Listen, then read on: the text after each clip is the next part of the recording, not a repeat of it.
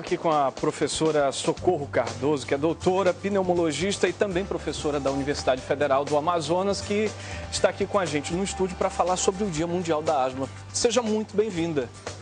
Muito obrigada, eu queria agradecer a oportunidade e dizer que realmente o Dia Mundial da Asma ele é importante porque, por ser a patologia, é uma doença muito prevalente, né?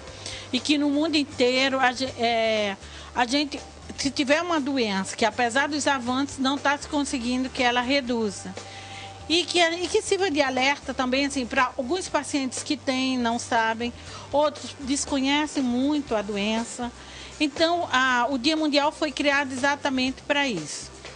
Professora, como é que está sendo a atividade neste dia, principalmente realizada pela senhora e pelos alunos da universidade? Nós temos dois grupos, né, que é a Liga de Pneumologia e temos um programa de assistência e controle da asma que funciona na Universidade Federal do Amazonas. Então, esses dois grupos estão com um stand lá no Shopping Manauara, exatamente nessa parte educativa, orientando os pacientes, fazendo exames assim, um exame que a gente chama de peak flow, que é para detectar o início, quer dizer, uma parte inicial da doença, formulários de sintomas, para que esses pacientes depois possam ser encaminhados para tratamento. Doutora, a asma é uma doença de criança?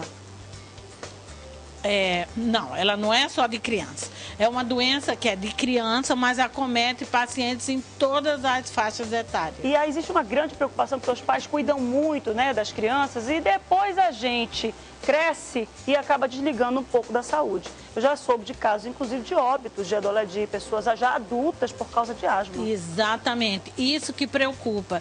O Brasil, nós estamos tendo cerca de 2.500 mortes de asma por ano. E são mortes que poderiam ser perfeitamente evitáveis, né?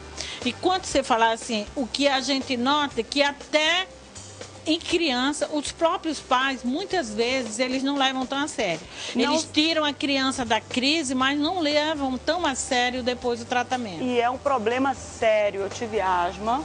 E é uma coisa horrível, a gente não consegue puxar o ar e fica com aquele chiado. Eu ia lhe perguntar se você conhecia alguém que tinha tido asma. Eu e meu irmão tivemos asma e era horrível, era uma coisa assim. E o tratamento é um tratamento complicado, porque ele sempre diz é genético, é hereditário, ou então é desencadeado. A gente tem até imagens aí, né, Marcela? É desencadeado, pois é, vamos ver as imagens, é desencadeado por uma alergia, então uma série de complicações. Deixa eu só falar uma coisinha para Márcia. Claro. Márcia, você não teve. Você tem. Asma, a gente pode dizer assim, que ela está numa fase latente, mas em qualquer época da vida ela pode entrar em atividade. Isso aí é o teste, doutora? Esse é o teste.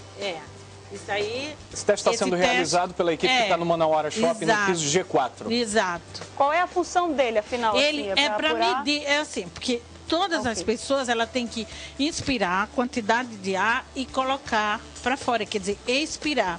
O paciente que tem asma, ele tem uma redução na expiração. E isso a gente detecta nesse exame. Existem exames assim mais fidedignos, que depois eles são feitos, né? Tipo a espirometria, né?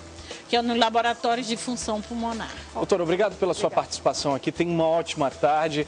A gente está convidando você que está em casa para participar desse evento, ir lá no Manauara Shopping, piso G4, com a equipe da professora Socorro Cardoso, fazer o teste rapidinho e, quem sabe, aí ficar com a mente mais tranquila em relação à possibilidade de estar ou não com essa doença.